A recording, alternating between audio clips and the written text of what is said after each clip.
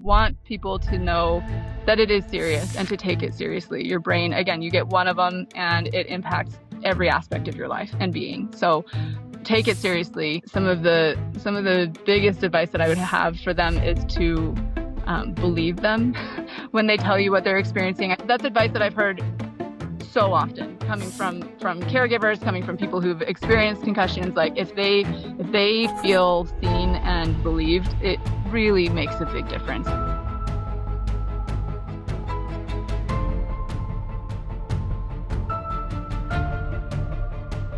Hey folks, welcome to another episode of Broken Brains with your host, Bruce Parkman, the official podcast of the Mac Parkman Foundation, where we talked about the issue of repetitive brain trauma, from repetitive head impacts in contact sports to repetitive blast exposure to our veterans, and what these repetitive conditions are doing to the brains, mental health, and futures of our kids, athletes, and veterans. And why is this important? Because this is not trained in our medical, nursing, and psychological communities, meaning that you become the first line of defense, because this is affecting millions of Americans who suffer in silence without any idea that their trauma can be healed and that there is hope for them in this journey. So we bring on the most amazing guests to talk about this issue so that you have the information you need to make informed decisions about the ones that you love. On today's show, another amazing guest, Mrs. Bethany Lewis, who's a wife, mom of 6, neurological occupational therapist, and a certified life coach who's passionate about helping people heal from concussions inside and out. As the host of the Concussion Coach podcast, she brings light, understanding, and hope to anyone struggling with lingering concussion symptoms. Drawing from her experience in brain health, emotional well-being, and occupational therapy, Bethany shares insights, stories, and tools to help listeners speed up recovery, find peace of mind, and get back to living a full, meaningful life after a concussion. Bethany, welcome to the show, and thank you so much, not only for what you do, but for coming on and sharing your knowledge with us, with our audience. Oh, absolutely. I'm so grateful for the invite. Thank you so much. I just love your intro as well of what the purpose of what you guys are doing. It just resonates a lot. I feel like we're on this passion project together. So thank you for what you're doing as well. Well, we are. No, and it's just it's really amazing, as you were mentioning earlier, how the network of people that are informed and trying to do something about this instead of just watching the pain as we have done for decades is very reassuring. It's enlightening, and it's bringing great hope to a lot of us, and it's real amazing to understand. So tell us, how did you get involved with concussions? I mean, you're a neurological occupational therapist, so you know a little bit about it. But what got you so involved in this issue and to try and help others out? Yeah, I did occupational therapy. I graduated in 2009. Feels like a lifetime ago. And was mostly just working in skilled nursing facilities, some outpatient stuff, home health, just did kind of normal OT things.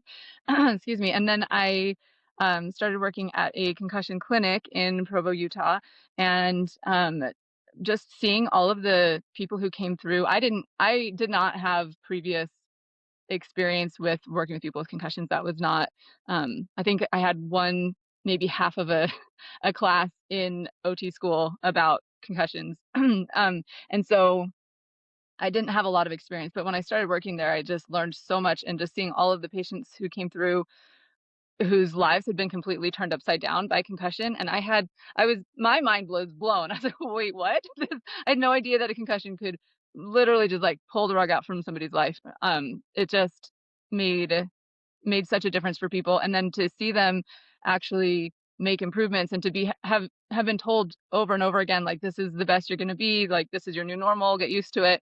And then have them come through this intensive program that I was working at, and then to see them make massive improvements was just, I just got very passionate about, like, there needs to be more word out there for people to know that there is hope for healing, and just awareness that this can be a thing. Because I think, like you said before, so many people are suffering in silence. People may not know that they had a concussion. They might not, even if they do know that, they might not realize that there is healing that can happen from it. And this does not have to be your forever state of being. So that got me very passionate about it. And I just feel very strongly about it. So I started the podcast, and it's been um, it's been I love the people I've gotten to meet through it, and helping people through the coaching has just been uh, very rewarding and very exciting to see the progress people make. So I just love it. Uh, and you bring up a lot of good questions. I mean, number one, I mean, everybody knows what a concussion is, right? I mean, we have all experienced, and we all know that we have spent hundreds of millions, if not billions of dollars, researching concussions and TBI and all this. So why is it after all this research, all this studies, and we think we know everything about concussion, that people come to your clinic, like they come to clinics all the way around the country? Like I went to a clinic when my son had concussions, and we don't know anything about them. I mean, we had a concussion, and yet it's like, okay, bed rest for 2 weeks, go back to play. That's the typical. We have no idea that this is it's a brain injury, right? It's why are we still in this dark age of understanding how how not risky, or I don't want to put dangerous on, but how potentially dangerous a concussion actually is from a brain perspective.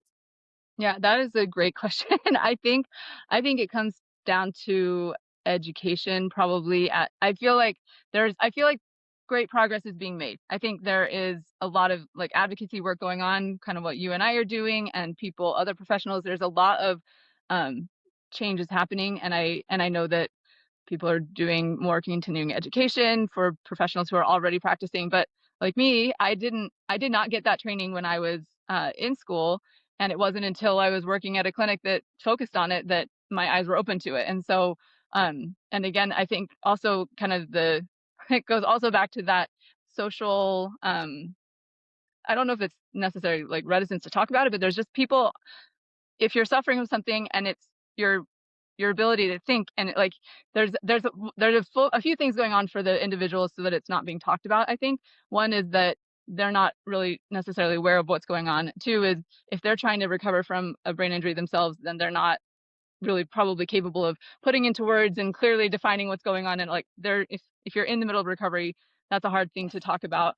And three, I think there's a lot of people who are like, well, my job requires me to be thinking clearly. If somebody hears that I have a brain injury, maybe they won't keep me hired or whatever. No. There are pressures that are in place, whether they're real or imagined or put upon ourselves, that I think prevent people from talking about it as much as would probably be useful and helpful. And again, kind of what you and I are doing with bringing people on to talk about their experience. A lot of those people are a little bit on the other side to a point where they can talk about it, right? So I think I think that's the solution, is to try to just get more people talking about it, more education in the professional settings right now, and also in continuing education for professionals who have already graduated without the knowledge that was needed. So you bring up a point that you received 1 hour on concussions in your occupational therapy, in your training. Mhm. And, and here we know that concussions, almost every child gets a concussion. If they're active, they're going to get a ding on the head. And, what were you taught? What were the gaps in your training? Why did you, as a trained nursing professional, and what I'm looking at right now is how do we get ahead of this through education and awareness? We know that this is a huge issue in how we train our medical professionals. And you are a medical professional that went through training, yet in a concussion clinic, you're seeing, just you're blown away by of all the new knowledge and treatments and everything that's out there. What can we do a better job of, in preparing our medical professionals for dealing with this issue that, I mean, we have 2.4 million TBIs a year in this country. I mean, it hits everybody. Yeah, and I think that is the question, right? It is a very good question.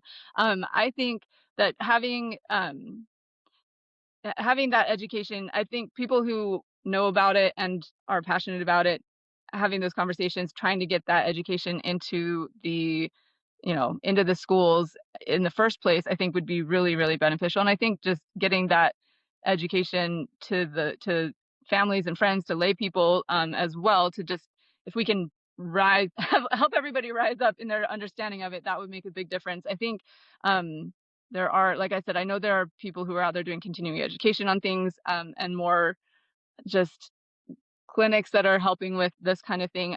If we can just get more education out there. And I know I spoke with, Kellyanne, I'm trying to remember her last name, the Brain Body OT on Instagram. She's awesome. She's a very passionate OT who works in New York, New Jersey area, and she's working towards creating more, collaboration between different disciplines, so that, and going to, the state level or the brain injury associations and talking to them about, like, let's make sure that we're helping each other understand what's going on and working together to help patients better. It's, there's just there is a lot of room for improvement, and I do think that we're progressing that way, which is a very positive thing.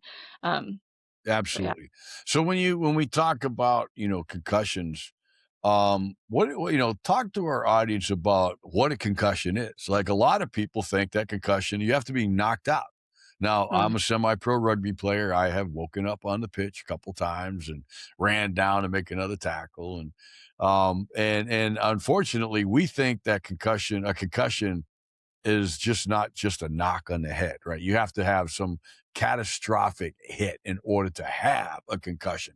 Explain to our audience, from your perspective, what is a concussion so that they understand this better.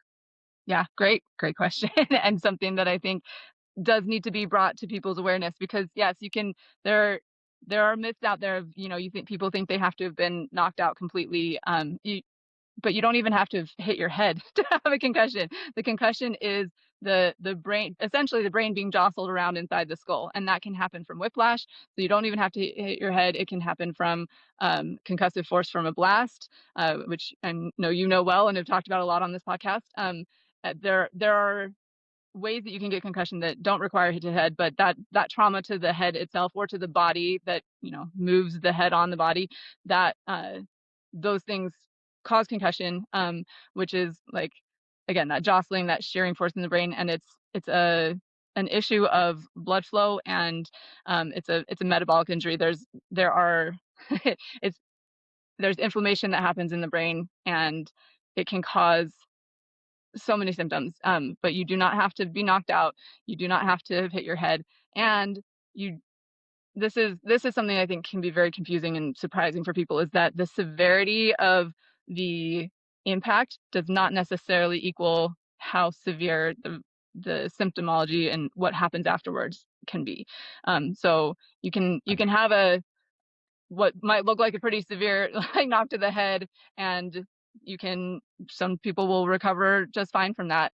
And you can also have a hit or not a hit and just have a little bit of whiplash, and be completely have deal with post concussion issues for a long time. So it doesn't, yeah, it doesn't necessarily equate, which is something that can be very confusing for people, Uh, I think. But the brain that you bring into the concussion matters.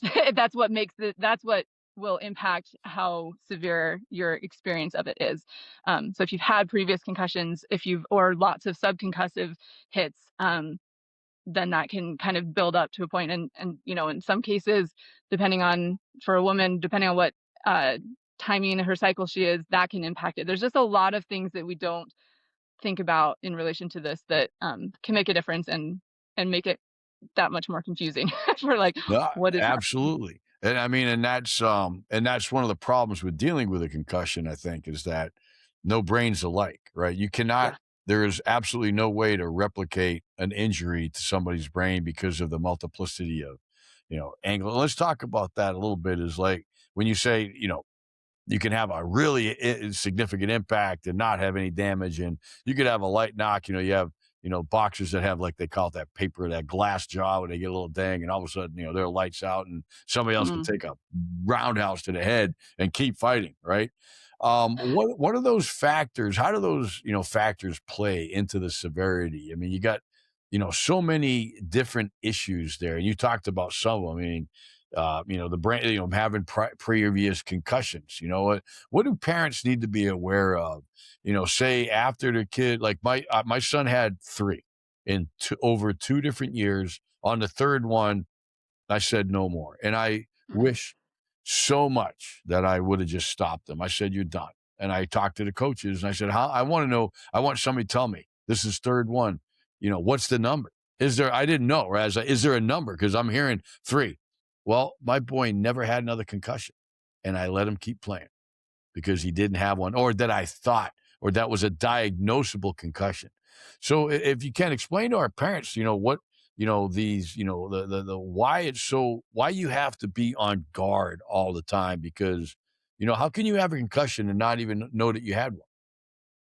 Yeah, those are those are very good questions. I think that, well, to the one that you just asked, how can you have a concussion and not know it, is I think, again, it's that you can have those subconcussive hits where you don't know it. Your brain has been jostled a bit, but it's not enough to really cause the damage. It's like it's the buildup of those subconcussive things that causes problem. And that's kind of more on that CTE side. Concussion is more of the trauma, but you can, I think sometimes people, the way that they can have a concussion, not really realize it. And I think in sports, people are looking for it. But usually what I'm thinking of is people who've had a car accident, or they stood up into the countertop and didn't, and like, it hurt for a second and then they're fine. And then a couple days later they start feeling off, but they don't necessarily associate that with the hit to the head that happened before, or again, whiplash, and they didn't even hit their head. So they couldn't be having concussion issues because they didn't even hit their head. So I think that's how people might not know it. I think on the sports side, where, and I hope the parents are paying attention, and I do feel like, again, the conversation is changing a little bit. People are more aware and careful with it. But it's important to take it seriously. Like, your kid gets one brain, right? And so if if there's if there's knocks to the head, you want to take it very seriously. And there is so much, like you said, there's so much pressure to get back in the game. Like, parents sometimes want it, and sometimes the kids really want it, and the coaches may really want it, and it's just very much worth it to take it very seriously every single time it happens. And um, take the time, get the testing done, see a concussion specialist, like, go through the process to make sure that things are getting better. And I did a podcast interview with Natasha Welch. I'm not sure if you're familiar with her, but she's a physiotherapist in Canada, and she's great. And she talked about how she just, that return to play protocol.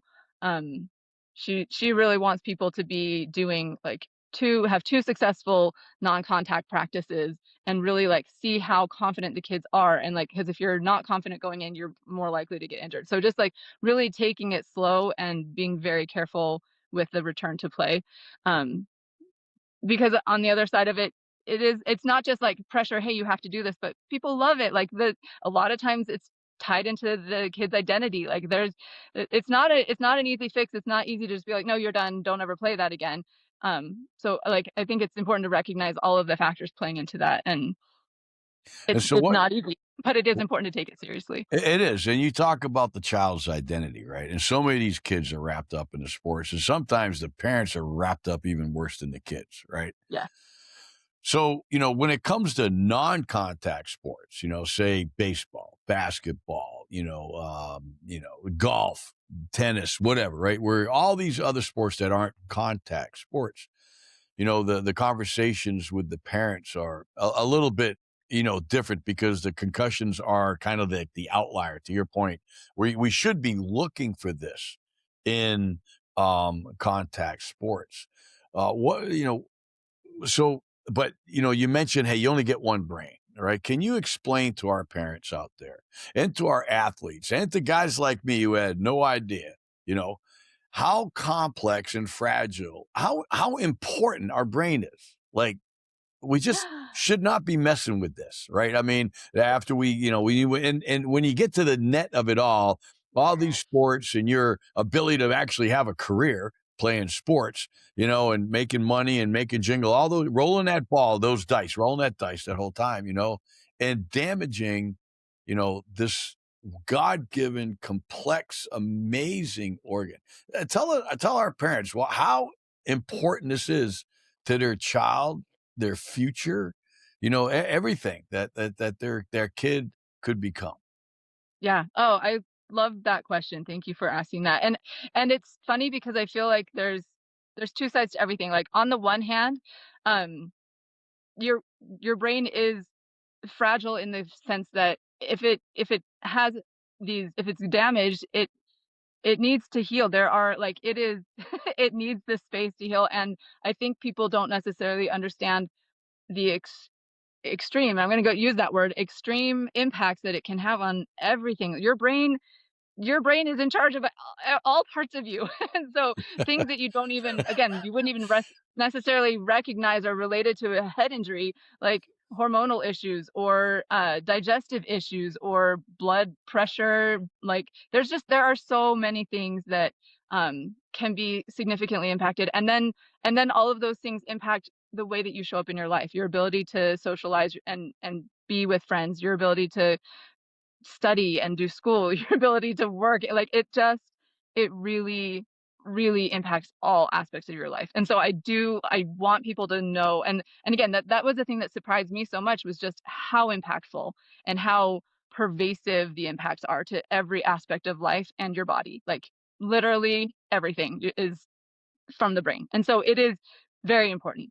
Um, on the other side of that, though, is I want to make sure people know our brains are amazing. Like you said, God given, like it is miraculous. It is an amazing organ. And their neuroplasticity is a thing. So healing and recovery can happen. It just it just requires the right kinds of help, and it is important again to take it seriously and to be intentional about the help that you're giving it. So I want people to take it serious and know that it makes a really big difference to all aspects of life, but also know that healing is possible and have that hope as well. So Yeah. take it seriously, don't mess around with it, but also know that there are ways to heal it if you're in a position that you're like, well, my life is over. Like that's not No, it. Yeah. let's talk about that here in a little bit. But what I want to get to is that neuroplasticity one, because there are people out there that state that kids can play contact sports because their brains are plastic and that they can recover from all those little hits, which we know is absolute. But let me get your opinion on that. I mean, neuroplasticity, the brain is neuroplastic. And when you have an injury like a concussion, the chances of a very good recovery are, very high. But in terms of long-term neuroinflammation and the continuous hits that, that contact sports bring, how does that Mhm. complicate, the potential recovery? I mean, with one concussion, outside of car crashes and, assaults and very, very violent events, right? A sports concussion, the chance of recovery, I feel personally are very high, knowing what I know about the brains. But when we start complicating that with the continuous repetitive nature of some of these contact sports, what risk does that introduce into the scenario? Yeah, I appreciate that question. I think that and this is an area that is growing. Our understanding of this is little bitty baby. Like we are just touching the edge of understanding this. And so I am not, to be honest, I'm not like fully on educated in all of the research that's being done on CTE, but it is like it makes me pause like for sure. And the efforts that are being made to reduce the repetitive impact, especially for young kids and especially before 14, and in in practices like there are things that we can be doing that will make a difference, because you're right, that repetitive, we're just now learning Right. how really, really, really impactful to not only like future mental and emotional health and brain health, but and like dementia, like it is serious. And so taking that seriously, doing, I think if parents can advocate for no contact in the practices or whatever, like there are things that can be done to reduce that. I think that we're gonna be learning more, and we may come to a point where we look back and are like, "I can't believe we did that." Like people did with other things that as knowledge has progressed, we're like, "What were we Yeah, thinking?"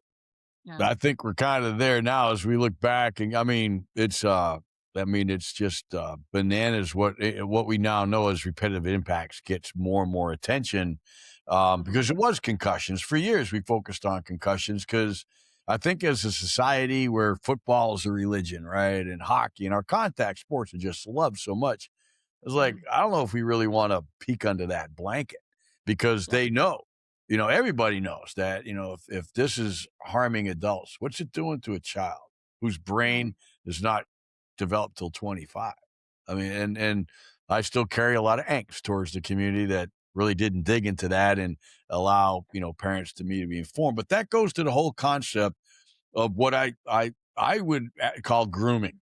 I think we're kind of groomed to think that concussions are kind of innocuous. It's just a knock on the head. You're okay. Or you get your butt back out on that field. You're all, it's just a ding to the head, all right? Or be a tough girl or be a tough guy, Mhm. Mhm. it's just a concussion. All right, that's just a headache, right? So where do you sit on that, as far as I mean, do you see people come, like where, they just think for some reason, we think a concussion is basically a headache. Well, it's basically a brain injury, right? I mean, what is where do It it let's is get a a brain injury. comment on that. Yeah. No, it absolutely is a brain injury, and I think I hope that the conversation is changing, that people are learning to take it more seriously, and I think the way to get that out there is to just talk about it more, and it's crazy. I'm sure you've experienced this as you tell people, about your podcast, what you're doing. I guarantee almost everybody you talk to is like, "Oh yeah, I know somebody who had a really bad concussion," and then they can like tell you all about it. But so I think again, there's like minimal information out there, but yeah, if people take these things, the pervasive previous understanding of concussion was, oh yeah, exactly what you're saying. It's just a hit to the head, it's fine. Or and in previous generations too, I just think about my grandpa who was a boxer and in the military and like but he was tough, right? Like you don't show weakness. Like I think we're still kind of dealing with that mindset to some degree of like this is yeah, just suck it up, get over it, get Yeah, back out there. yeah. And that's Macho. I just had a not guest on the show was talking about macho couch potato dads who are living through their kids and he brought up there's plenty of ways to be tough. Go sit in an ice bath for 3 minutes. That's toughness, all right? You don't that have is to get hit in the face, and now we've got, we talk to, girls who, we talk to moms whose coaches have the girls throw the soccer balls at each other's head, right? Because heading a soccer ball, they have to know how to head a soccer ball. This is and so when we talk about kids hitting kids and girls heading soccer ball, and now girls playing boys sports with boys, right? I'm not talking about the guys that want to play on girls teams. That's a whole nother topic. That's not even part of this. But and I'm not a fan of it at all. But the here we got girls playing, with boys like I used to watch wrestling, and for in the state of Colorado, girls would wrestle with boys in their weight class, and it was brutal. I mean, what those boys would do to these girls just so their image, right? I mean, I'm not losing to a girl. I watch girls get hurt, and I said, why can't the girls just have their own league? But that's just one example where we're having, more and more women. Rugby right now is the fastest growing sport females in America. And I Mhm. watched a doctor stand up at a brain conference and say, well, it's not rugby if you're not tackling, and actually condone that girls tackle each other. And it's like, it's got nothing to do with boys versus girls. Brains are equal, right? Girls, Yeah, yeah, and we all know yeah. that women are smarter than men. Don't even want to go down that road. I got it. And you mature a lot faster. And if it wasn't for you, we wouldn't even have a planet, which I actually would agree. I would agree right now, right? All these men, but at the same time, brains equal brains. And how do we, you got any advice on that? Because, girls' brains are no less susceptible to concussions than boys are. And they're both as vulnerable as they can be. And, how do we, address that? I mean, it's, Yeah, I actually I believe, and I would need to confirm my research here, but I've heard that the women's brains are more susceptible to concussion than men's in a lot of cases, and so I do think it just needs to be taken seriously. And you're right. I think in general, a lot of times people think concussions in sports and they think male athletes, and that's a lot of the studies have been done on that, and it doesn't cover, especially. And I'm a middle-aged mom. Like middle-aged moms who get concussions, it's harder for them to recover. Like I'm yeah, bringing in that perspective too, but I'm sure girl teenagers have it just as bad. And again, there's that complication of the hormonal cycle that adds into it too. So it needs to be taken seriously in all sports, for all genders, for all of the things. Like we just need to be No, paying attention and taking brain injury seriously. and there is science. I mean, there's actually research now that women are susceptible because they have a longer neck to body ratio and they Yes. have a weaker neck muscle structure. It means when that soccer ball hits them, they're saying it hits up to 70% with more impact than a boy. And girls can kick a soccer ball just as hard as a dude did. I mean, there's no doubt. I mean, some of them females can nail a soccer ball. And Yep. so there's this other side of grooming where, girls play softer sports. No, I've watched female rugby. I'm a rugby player, man. I watch girls hit each other, and it's like you put two hockey girls coming at you. They might have less mass, but they hit at speeds faster than men. You got, Mm. we have to be. I mean, the whole point is, we have to be a little bit more careful with everybody. Why is it that women are so understudied in when it comes to concussion research? Do you have any, why that? I mean, it is a huge gap and it needs to be addressed because, women with the sports they're playing, all the sports, wrestling, lacrosse, hockey, soccer, rugby, and they'll try to play football until the mass just is, whatever. Right.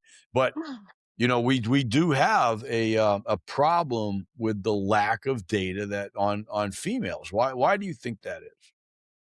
I think because of probably the cultural uh, tendency to associate sports with the boys. I just think that's kind of how it's played out over the years, and that's where the money is. There's not a lot of it's just, I mean, I Yeah, it's there the it's focus. not as big. It's not as big. Girls aren't generally as interested in running into each other as boys are too. So there's just like more of that. Don't tell And that to a female rugby player. Gosh, they're just they I think wanna. that's a generalization. Definitely Yeah, not. no, There I got you. No, it's just a joke. It but I think that's why. I think there's just more boys doing it, and the sporting world is huge, and it's has the money, and like I think that that's where the focus and attention is, and that's and so yeah, there is definitely a lack of knowledge and study and research on the impact for women of all ages. that's fair. Now let's Yeah. talk about hope. Okay, now when you said you got into the brain space and you got into your first concussion clinic, you were amazed at the treatments that were taking place, and So what was going on there? What was such a source of amazement? And then let's talk about where are we at and what are you seeing as some of the frontiers of recovering from these unfortunate instances, no matter how they take place. Yeah. So the things that amazed me were just the again, that neuroplasticity, the ability of the brain to change, and the way that by utilizing multiple different senses, our vision and our vestibular sense and our balance, like, or all of the sensory inputs that we can use in different ways to help uh, heal the brain is just so cool. It's amazing, and the different using occupational therapy, speech therapy, physical therapy, like there's vision therapy. There's just so many different angles to access and help heal the brain that make a difference in doing them together. I think that one of the issues in the world in general of concussion recovery is that it tends to be very siloed care.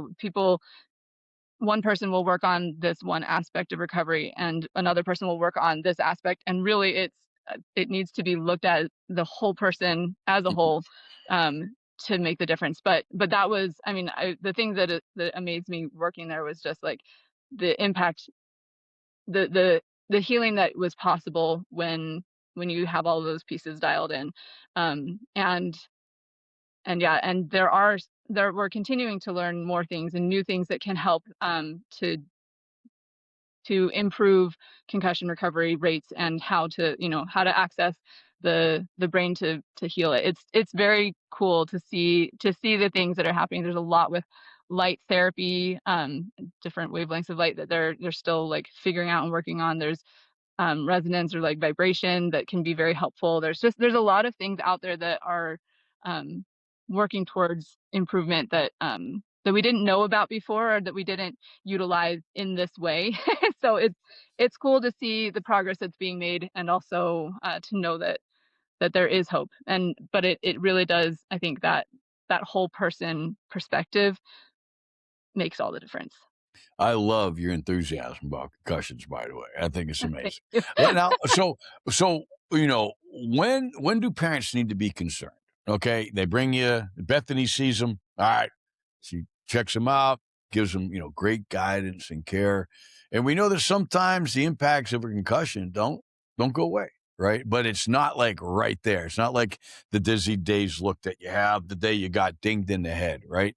Yeah. So, what should parents be on the lookout for? Because a concussion can be a significant event that's not done in 2 weeks. That's for sure.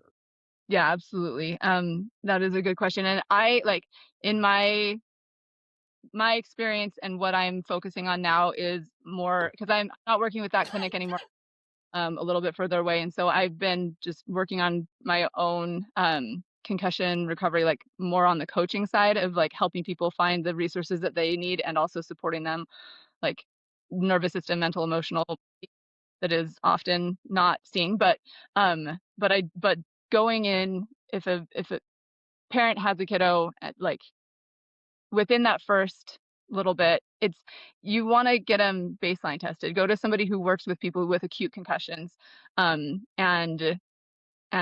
get them tested. Find out where they're at right now, and then you can see the improvement as they keep going. And that's a lot of times I think physical therapists, chiropractors can do those kinds of things. Primary care docs may be able to as well, but you want to find somebody who's like a concussion specialist. But getting them in, and then if they, there you can start doing therapies and treatments, and like if you can find out what's off right away, you can work on that, and that can be very helpful. Their natural healing can occur, and usually they don't call it. What are they calling it now? Persistent percussive post concussive symptoms. That's it. Syndrome, yeah, PPCS, PCS, yeah, or post-concussive syndrome. PCS, Yep, post concussion syndrome. yep.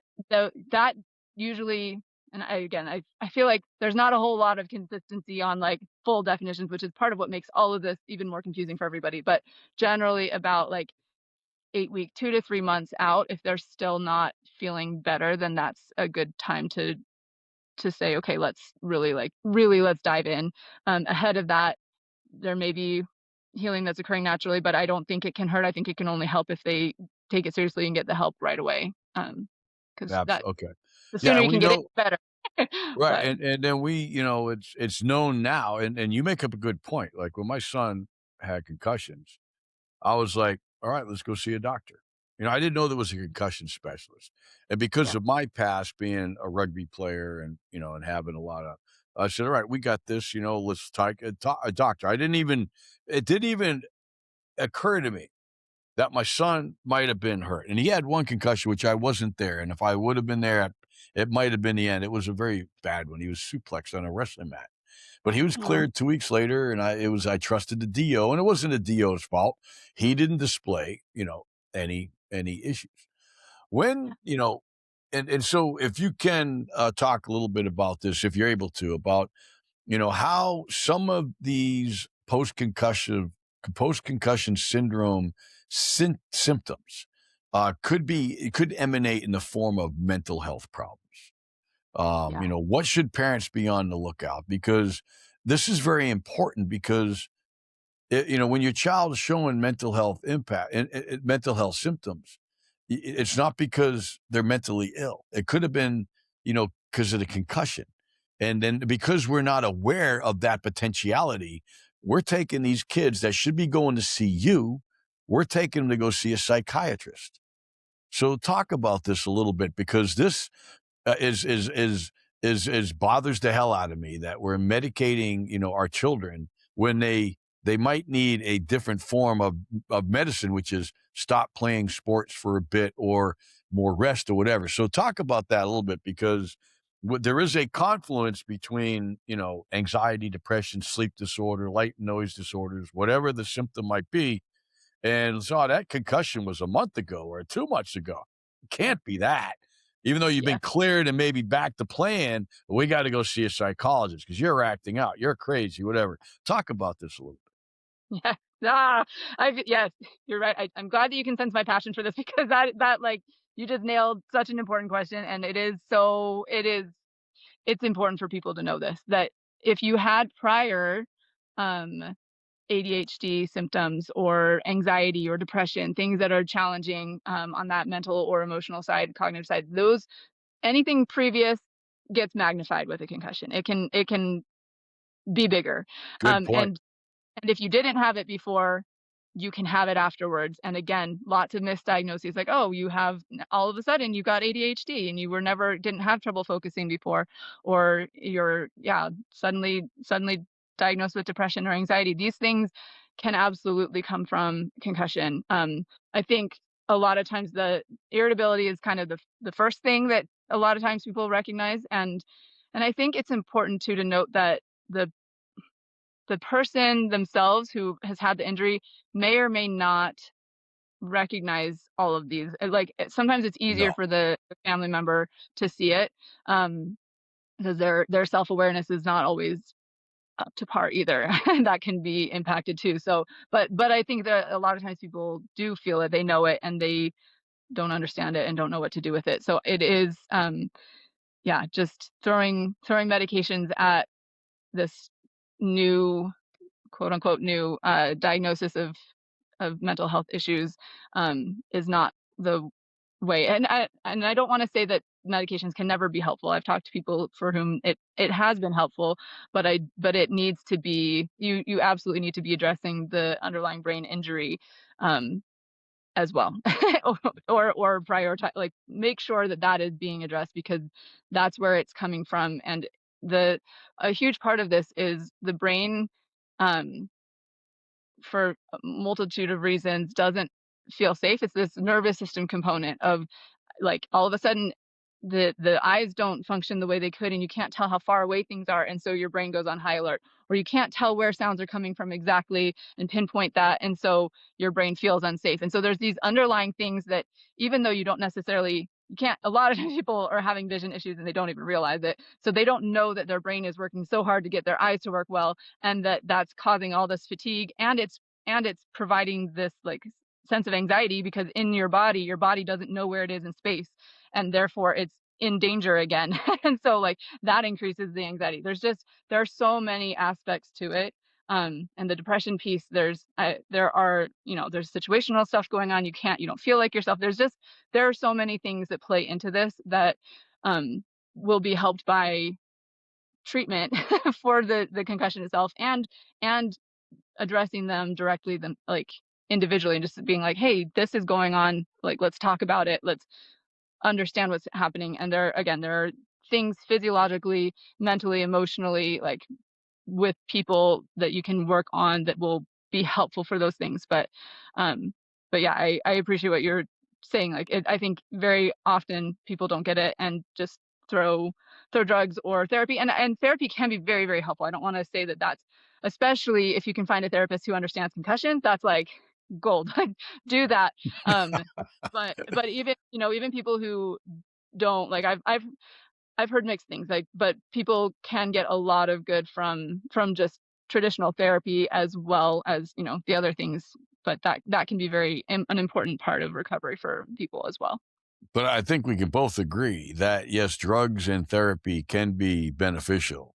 But if you're going to continue it, but if you have a complete unawareness that mental illness could be attributed to the damage to from the concussion, and you keep playing the sport, you are compounding the problem.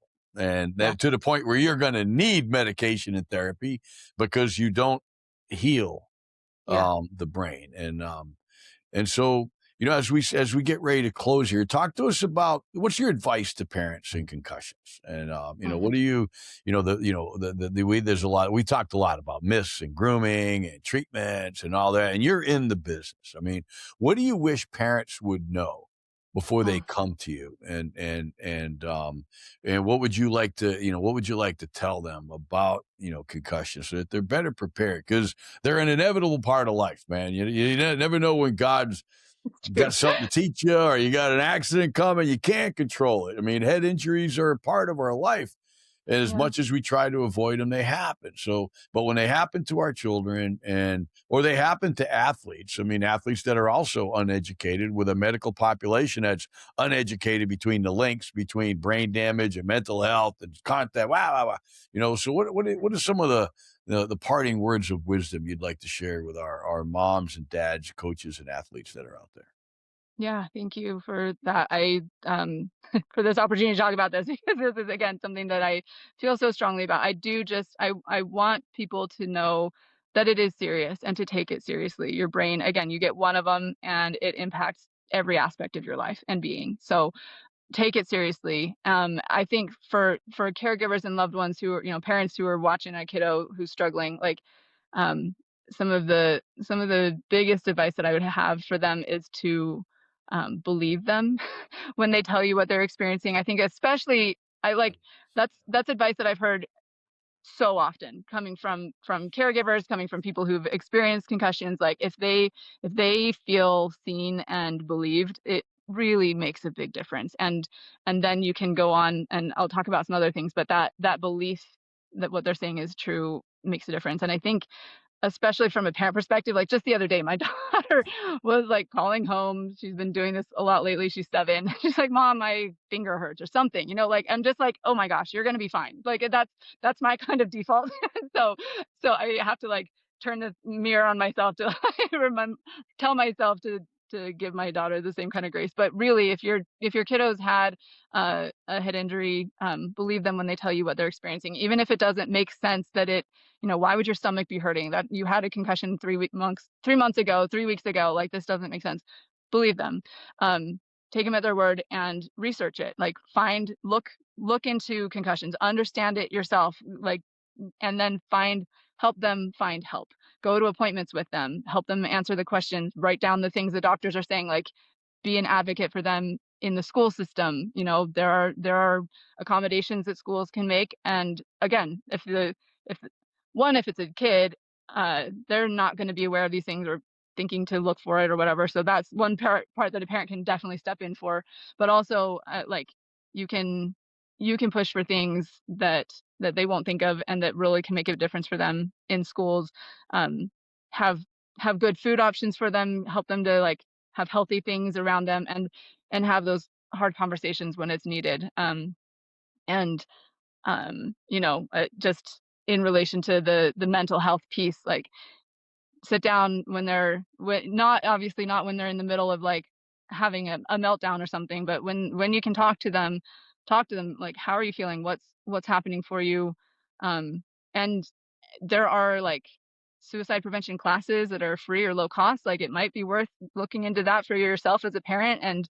And one of the things when I took one of those classes that kind of surprised me was, I think a lot of times people are like afraid to say the word suicide to somebody who they're worried about having those kinds of ideations. And the advice is no, that's you need to have that conversation. You talk about it. Don't like the fact that you're talking about it isn't going to put ideas into their head. If they're having those ideas, you need to know about it so you can get them the help that they need. So again, just believe them, be onto it, and know that these things are possible, because a lot of times people just don't know about that ahead of time. So educating yourself, listening to these kinds of podcasts that give this information, is really important. And just prioritize that kiddo and their brain over the sport or whatever else it is. You couldn't have closed with a better statement. And you're talking to a father that loved his son. I would put my love up above anybody's in this world. And, when he said his back hurt or his brain hurt because we didn't know about the connections, like, all right, well, you got to drink more water, son. Let's get some more sleep, right? Let's take care of yourself, and And those never are did we. important. What's that? Those things are important. But yes, But I just that's where wanted. your brain goes, and when you're uneducated and you think you know it all as a parent, and we prioritized our child, and he's still not here because we were unaware of that link. And he wasn't trying to tell us anything more than he was saying. He just he didn't like light and noise. He liked his room dark. He was, kind of getting apathetic. That was all due to his brain damage, and because we were, you know, ignorant.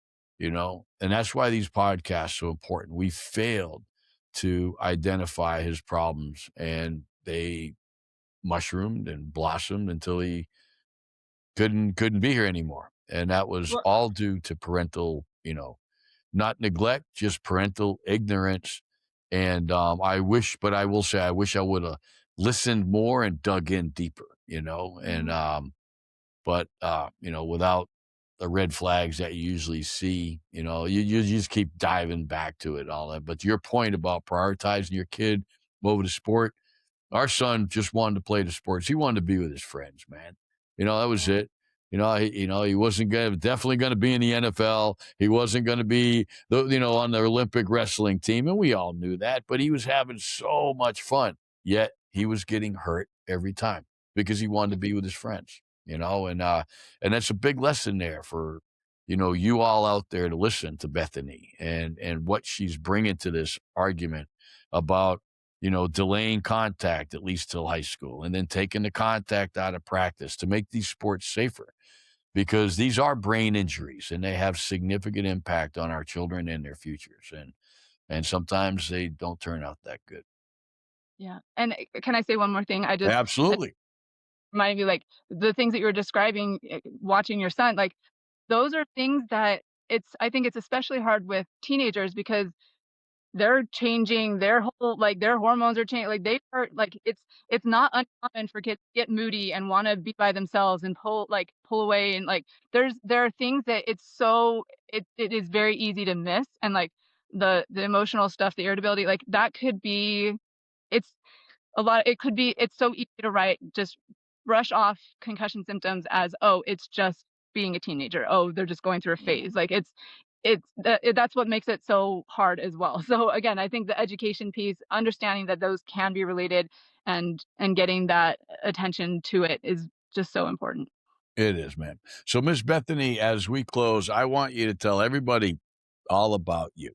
What do you have going on? How do they find your podcast? What's next for Bethany Lewis? And give them, just some parting words before we close. Thank you. I appreciate that. Yeah, so my passion is I see myself kind of as like a guide on people's concussion recovery journey, and it's people who are dealing with post-concussion symptoms. It's the You've had it for a while, so I'm not the person to go to with if you have an acute thing, but if you've been dealing with it for a while and you're like, what is happening? I take that whole person approach and want to help people find the physical piece, but then really support in those um, mental, emotional, and nervous system pieces that we can talk about. So I love helping people with that. And I have a free podcast. It is called the Concussion Coach Podcast. You can find it on any of the major major concussion, major podcasting platforms, including YouTube. And then I have a website. I have a free guide that people can, if you're if you are okay, the guide is called the 5 best ways to help your loved one dealing with concussion. So again, this is to loved one, to parents and caregivers, or if somebody has a concussion and they want other people to know what they're dealing with, it's a great resource. It's on my website, which is theconcussioncoach.com. But yeah, and I'm on Instagram and Facebook as well, the Concussion Coach. So find me. I love putting out content. I feel very passionate about this and really, really love helping people on this journey. Just because there's a lot of misinformation and just a lot of lack of knowledge out there. So feel very strongly about helping people on this path. Bethany, you're an amazing mom and an amazing guest. Thank you so much for sharing your knowledge on our show with our audience. And like I said, I appreciate your passion. You keep doing what you're doing. You're doing an amazing job. And if there's anything we can do for you, please let me know. Thank you. Thank you so much. Thanks for this opportunity and for everything you're doing. Ah, It's so good. got to do my best till I see that boy again, man. So Strong. another amazing episode of Broken Brains. We really appreciate your participation. Please like us. Please share us. Please join us. We're on, all the major channels out there. Remember, we got a free book, the only book for parents. Look how thin this is, okay? You can read this, 2 boxes of popcorn. I actually just rewrote it. It's 50% thicker with all this new information. It's free. Free.